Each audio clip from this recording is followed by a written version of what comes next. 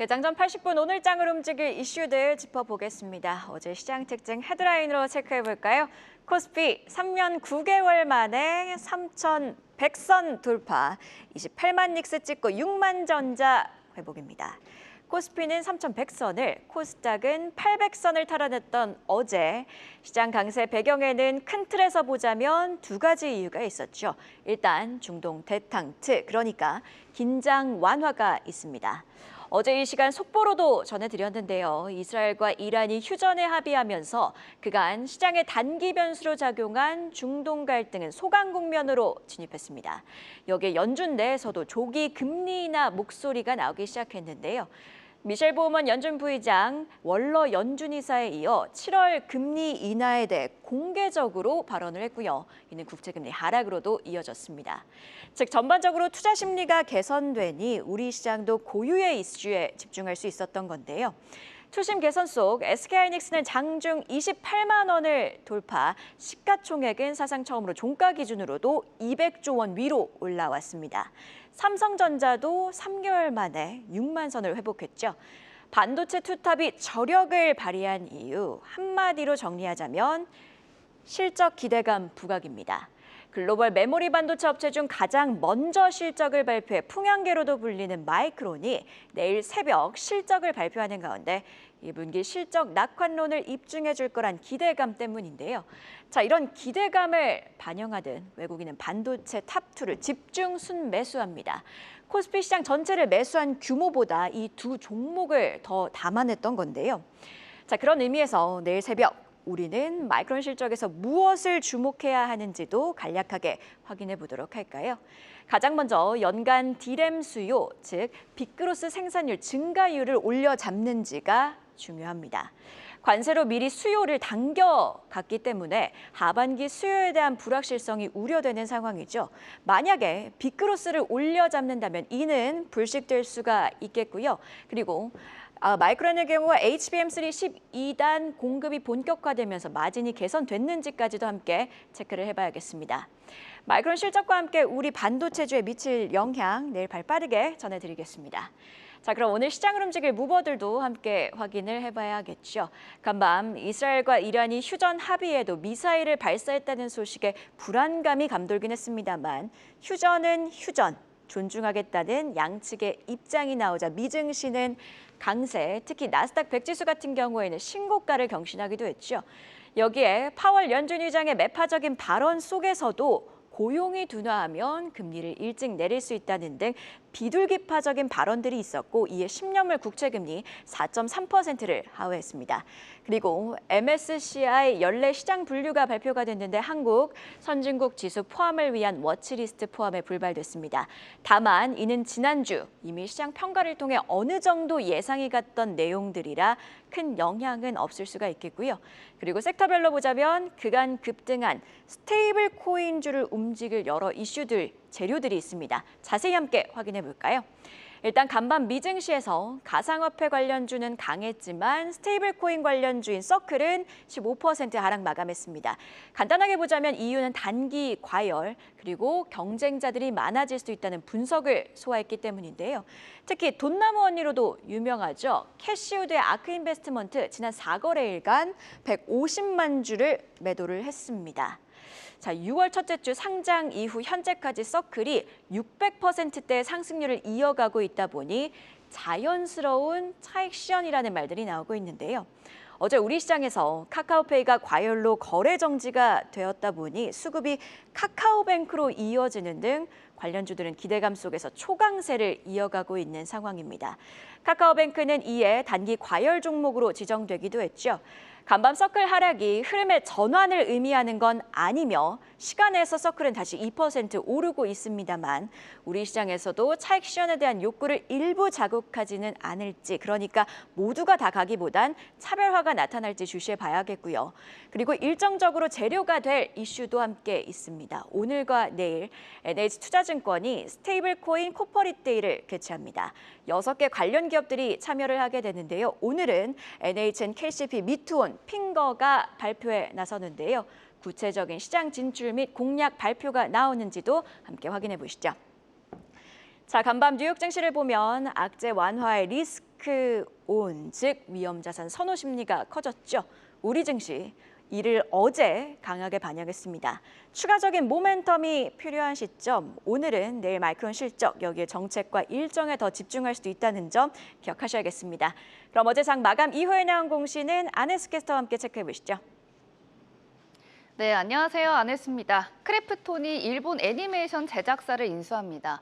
게임 이외의 분야에서 장기 수익을 창출할 수 있는 지식재산권을 확보하려는 목적인데요. IP를 직접 설계하고 소유하는 종합 콘텐츠 기업으로 한 발 내딛기 위한 전략이라는 관측 나옵니다. 공시에 따르면 크래프톤은 일본 종합광고회사 ADK 그룹을 소유한 BCJ31을 약 750억엔, 우리 돈 7,103억 7천만 원에 인수했습니다. 자기 자본 대비 10%에 해당하는 규모인데요. ADK는 일본 3대 광고회사 중 하나로 애니메이션 기획, 제작까지 아우르는 종합 콘텐츠 기업입니다. ADK의 70년 광고 인프라와 애니메이션 기획력에 크래프톤의 글로벌 게임 개발 경험을 결합해 새로운 부가가치를 창출할 전망인데요. 무대를 더 확장시키고 있는 크래프톤의 앞으로의 행보가 기대되는 공시였습니다. 승무원 미스트로 이름을 날린 회사가 있죠. 이틀 전 52주 신고가를 기록한 달바 글로벌, 2분기 실적 기대감 커지고 있는데요. 어젠 일본 벤더사와 계약 갱신을 통해 일본 입지를 공고히 했습니다. 187억 원 규모의 화장품 공급 계약을 체결했는데요. 공시 내용 자세히 보시면 계약 금액은 187억 80만 원이고요. 3천억대인 최근 매출액의 6%에 해당하는 수준입니다. 계약 기간은 총 1년이고요. 일본 유명 온라인 마켓인 큐텐재팬 행사에선 달바의 시그니처 올세라 더블샷이라는 뷰티 디바이스가 뷰티 전체 카테고리의 2위를 차지하기도 했다는데요. 앞으로의 주가 향방도 주목해 보시죠. 공시 전해드렸습니다. 네, 이렇게 어제 장 마감 이후에 나온 공시 두 가지 안혜수 캐스터와 함께 체크해봤는데요. 계속해서 증시 모닝 브리핑, 오늘은 장시영 유한타증권 차장과 함께 이야기 이어가도록 하겠습니다. 자, 저희 크래프톤 공시부터 확인해 보도록 하겠습니다. 크래프톤이 일본 애니메이션 기업을 인수했는데 이 애니메이션 기업 같은 경우에는 우리에게는 도라에몽 그리고 짱구로 또 알려진 기업입니다. 사실 크래프톤 같은 경우에는 아무래도 수익 구조가 배틀그라운드에 편중되어 있었다 보니 이를 우려하는 목소리도 많았는데 이번 행보 같은 경우에는 좀 발을 넓히겠다 이렇게 풀이가 되는 것 같습니다. 장시영 차장님께서는 어떻게 보고 계실까요? 맞습니다. 사실은 크래프톤 같은 회사 같은 경우는 하나의 게임으로 수익을 계속해서 창출해내고 있기 때문에 주주들 그리고 기업에 대한 어떤 뭔가 요구 사항을 바라는 입장에서는 신작에 대한 어떤 이 요구가 굉장히 좀 빗발쳤었던 것도 사실이거든요. 근데 수년간 새로운 신작에 대한 어떤 기대감이 계속해서 커지는 게 아니라 오히려 하나만 가지고 계속해서 이런 실적을 낼 수 있겠느냐 우려감이 더 컸던 건 사실이거든요. 그렇기 때문에 크래프톤도 다른 어떤 전략적인 차원에서 다른 사업권역 영역에서 추가적인 어떤 창출 수익을 낼 수 있는 부분들을 좀 노렸던 것 같고 물론 사실 주주 입장에서는 그 많은 현금 계속해서 쌓아놓으면서 배당이라든지 주주환원을 더 적극적으로 폈으면 좋겠지만 미래의 어떤 먹거리를 찾기 위해서라면 크래프톤의 선택은 향후에 좀 지켜봐야겠지만 일단은 긍정적인 분위기로 갈 수 있다라는 점을 좀 말씀드리고 싶고 ADK 같은 경우는 일본의 3대 종합광고사입니다. 그러니까 앞서 말씀드린 대로 애니메이션 관련해서도 굉장히 좀 유명하고 300여 편 이상의 애니메이션을 좀 만들었거든요. 그래서 굉장히 좋은 회사라고 좀 보시면 될 것 같고 게임 쪽의 어떤 IP의 어떤 미디어를 확장할 수 있는 계기로 좀 보시면 될 것 같습니다. 그리고 컨텐츠에 대한 어떤 시너지도 강화할 것으로 좀 보여지고 전반적으로 게임을 통한 미디어 기업으로 전환을 가속화할 것이다라는 예측도 좀 나오고 있습니다. 그래서 이번 어떤 인수에 대한 향후의 시너지 효과는 조금 더 좀 지켜봐야 될 것 같고요. 기본적으로 크래프톤의 큰 그림은 좀 바뀌지는 않고 있습니다. 그러니까 2분기가 살짝 좀 부진할 수는 있지만 3분기, 4분기 그리고 내년으로 갈수록 꾸준한 실적 그리고 중간중간에 콜라보레이션을 통한 유명 연예인이라든지 또 IP를 활용해서 콜라보레이션을 통한 실적 상향에 대한 기대감도 좀 충분히 남아있기 때문에 만약 이번 분기, 그러니까 2분기 실적이 조금 미스가 나면서 주가가 하향 조정을 하거나 아니면 횡보하는 상태에 있을 때는 매수 기회로 삼아서 중장기적으로 끌고 가시는 전략으로 포트폴리오에 편입을 하셔도 괜찮을 것 같다라는 말씀 전달해드리겠습니다. 네, 이번 인수로 배틀그라운드 게임 캐릭터 내에서 뭐 도라에몽 짱구가 새로 생기는지도 함께 계속해서 지켜봐야겠네요. 자, 그리고 전일장 특징적인 흐름을 보였던 종목 하나 짚어보도록 할 텐데 요즘 또 뜨거운 섹터 중에 하나가 바로 AI 관련주이고 또 AI 관련해서는 좀 필수 수혜주로 부각이 되고 있는 종목 하나가 바로 이수페타시스입니다. 이수페타시스는 어떤 점들을 주목하고 계실까요? 지금 사실 최근에 우리가 시장을 좀 보면 스테이블 코인 관련주라든지 그리고 조선 방산, 원전 관련 종목들 그리고 지주사들 건설주들 너무 급등을 했습니다. 증권주들도 마찬가지고 많이 급등을 했었는데 그 와중에 사실 잊고 있었던 섹터가 반도체 섹터였거든요. 근데 하이닉스가 어느덧 신고가를 기록을 하고 있고 삼성전자가 박스를 뚫고 올라가려는 채비를 하고 있는 상황입니다. 그 와중에 그동안 반도체 주식들의 발목을 잡았던 레거시 디램의 가격이 2분기에도 강세를 지속을 하고 있고 이게 3분기를 넘어 4분기까지도 계속해서 강세로 갈 것이라는 전망치들이 나오고 있습니다. 그래서 저는 최근에는 사실 국내의 종목들을 보시게 되면 2차 전지가 올라가면 반도체나 제약바이오가 올라가지 않고 제약바이오가 올라가면 반도체가 빠지고 2차 전지도 빠지고 계속해서 장세였네요. 왔다 갔다 수급이 들쑥날쑥하는 장세였는데 어제 같은 경우는 2차 전지, 바이오, 반도체, 소부장 관련 종목들이 고루 오르는 모습들을 좀 보여줬습니다. 그래서 하이닉스가 신고가를 기록하고 삼성전자가 박스권을 탈피를 하고 수급이 골고루 들어오는 어떤 이런 시장의 모습들을 확인을 하게 되면 이제는 반도체 소부장에도 낙수 효과가 충분히 나올 수 있다라는 생각을 좀 하게 되고 그렇게 되면 소부장 관련 종목들을 보시게 되면 거의 바닥에서 헤매고 있고 많이 오르지 못하고 횡보하는 어떤 그런 종목들이 많습니다. 그리고 기업의 어떤 실적보다는 사실은 업황이라든지 시황에 민감하게 움직이면서 움직이지 못했던 종목들이 좀 많은데 그런 종목들 위주로도 선별을 해보시면 좋을 것 같고 그중에 가장 좋은 회사가 저는 이스페타시스라고 좀 생각을 합니다. 그래서 AI 데이터 센터 인프라 업체라고 좀 그렇게 보시면 될 것 같고요. AI 가속기, 네트워크 스위치, 고사양 기판 수요가 계속해서 좀 나고 있는데 공급업체 대부분이 중국에 위치해 있기 때문에 수혜가 좀 제한적인 상황입니다. 그래서 이 회사가 반사이익을 누리면서 분기 실적이 계속해서 최대치를 갱신을 하고 있는 중이니까 확인하시면 좋을 것 같고요.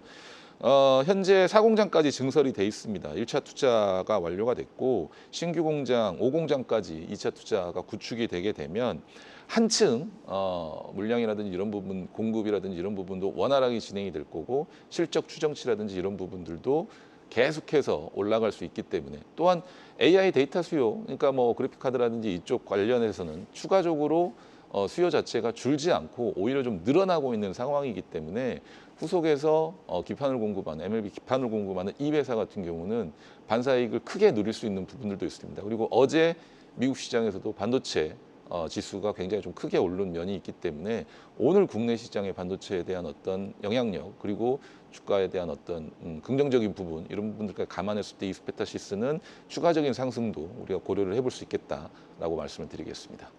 AI 시대 수혜가 가능하고 또 중장기적인 선장 모멘텀도 가지고 있는 이수페타시스 분석 들어봤습니다. 이번에는요 전일장 가장 핫했던 섹터에서 이슈 찾아보는 시간이죠. 이슈픽 심수영 캐스터가 준비했습니다. 이슈픽 오늘은 2차 전지주 소식으로 시작합니다. 테슬라가 텍사스주 오스틴에서 무인 자율주행 서비스, 이른바 로보택시의 시범 운행에 들어간 가운데 테슬라 주가가 강세 보이며 전일장 국내 2차 전지주와 자율주행주들도 동반 강세 보였습니다. 섹터 내에서는 나인테크가 17%대, 에코프로머티가 16%대, 에코프로가 14%대 강세 보였는데요.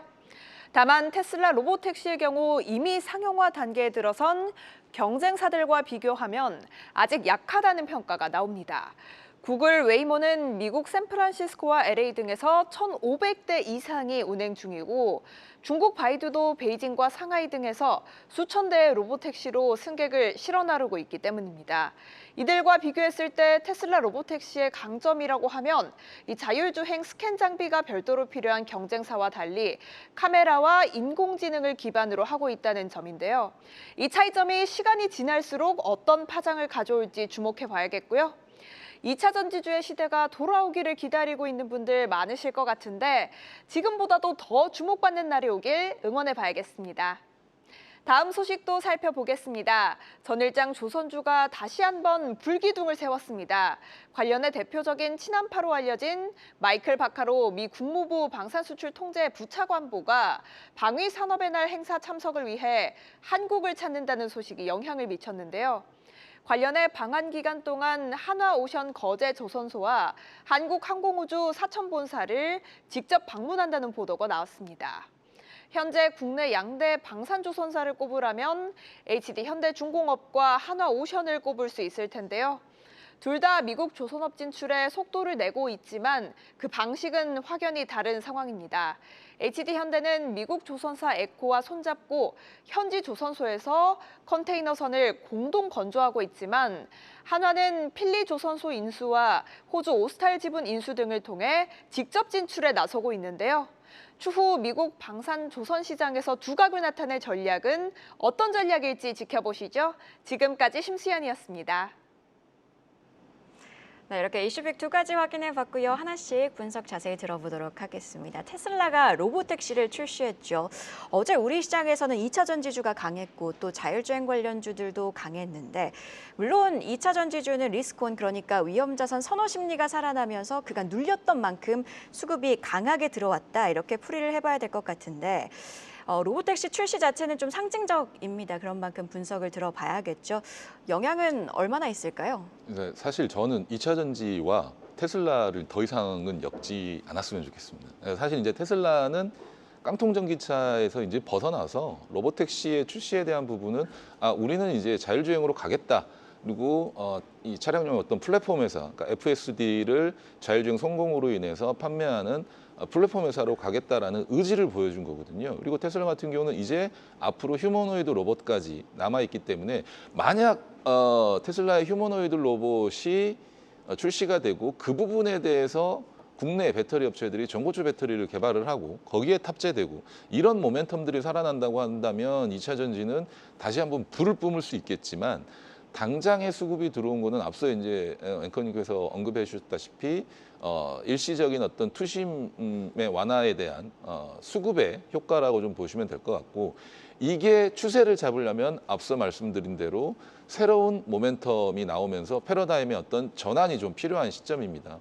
깡통 전기차에 대한 어떤 캐즘 양상은 계속되고 있고 중국 업체들에 대한 어떤 구조조정이라든지 이런 부분들까지 아직 남아있기 때문에 시간이 좀 걸리는 상황이 필요하거든요. 그러니까 중국의 업체들이 구조조정이 마치고 그 와중에 국내 업체들이 반사 수익을 누리면서 점유율을 차지하고 신규 수주를 받고 또 이런 부분들이 계속 이어져야 되는데 사실은 그렇게까지 가기에는 시간이 좀 필요한 상황이기 때문에 당장에는 어떤 수급의 효과로 인한 단기적인 좀 접근이 좀 필요할 것 같고 로보택시 같은 경우는 사실 말들이 많습니다. 뭐 된다 안 된다 말들이 많은데 저는 개인적으로 한 대만 돌아다녀도 테슬라의 로보택시는 성공적이다라고 생각을 하거든요. 그러니까 웨이모의 택시, 그 자율주행 택시가 좋다. 테슬라의 자율주행 택시가 좋다. 이 부분을 말씀드리는 게 아니라 웨이모도 물론 잘하고 있습니다만 우리가 사실은 웨이모가 하고 있는 택시를 실질적으로 일상생활에서 내가 타고 다닐 수는 없지 않습니까? 하지만 테슬라는 한 대만 돌아다녀도